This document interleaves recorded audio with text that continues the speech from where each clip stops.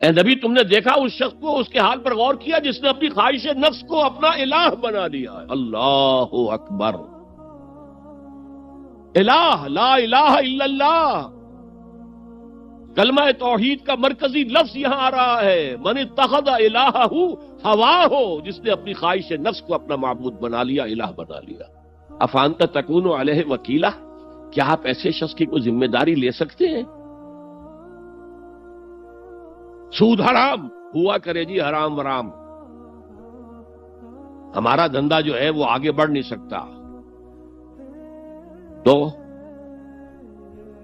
اللہ کے حکم کو پیچھے ڈالا، نفس کے تقاضے کو آگے رکھا۔ کون معبود ہے آپ کا؟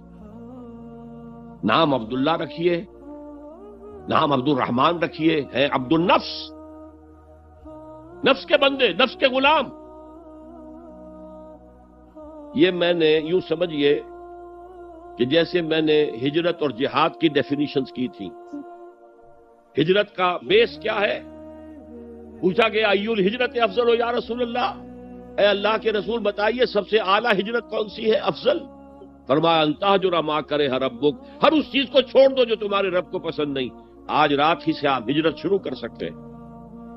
جائزہ لیجئے کیا کیا چیزیں میری زندگی میں خلاف شریعت ہے، جو اللہ کو ناپسند ہے، فیصلہ کیجئے کہ آج کے بعد نہیں ہوگی، ہجرت شروع ہو گئی، افضل الہجرہ، سب سے افضل ہجرت شروع ہو گئی۔ لیکن ٹاپ پر لے جائیے تو یہ ہجرت جب اللہ کے دین کو قائم کرنے کی جدوجہد اس مرحلے پر آ جائے کہ اب باطل کے ساتھ ٹکراؤ ہے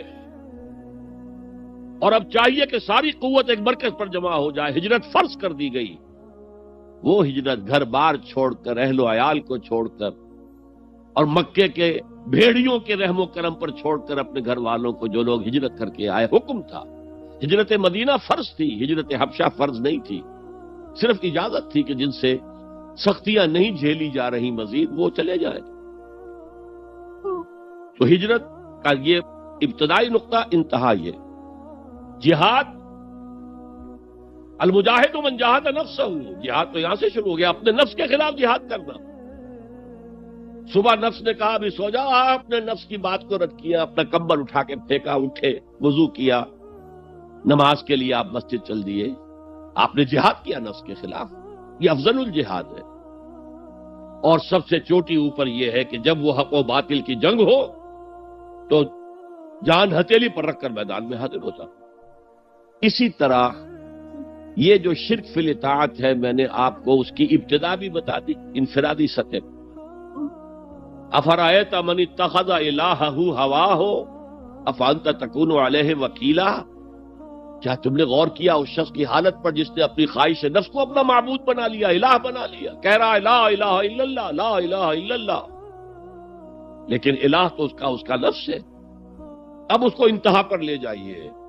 عہد حاضر کا سب سے بڑا شرک، سب سے بڑا شرک، سب سے بڑا شرک عوامی حاکمیت کا تصور ہے۔ حاکم اللہ کے سوا کوئی نہیں، ان الحکم الا للہ۔ ظاہر بات ہے فرعون نے اگر دعویٰ کیا تھا میں تمہارا خدا ہوں، انا ربکم الاعلی، تو کیا اس کا مطلب یہ تھا کائنات میں نے پیدا کی ہے، تمہیں میں نے پیدا کی ہے؟ ذرا سوچئے،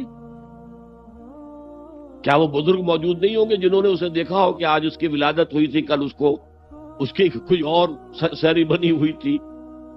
یہ کیسے دعویٰ کیا تھا؟ میرا حکم چلے گا، میں نہیں جانتا، الیس لی ملک مصر، مصر کی حکومت میری ہے کہ نہیں؟ یہ دعویٰ تھا، یہ خدائی کا دعویٰ۔ کسی زمانے میں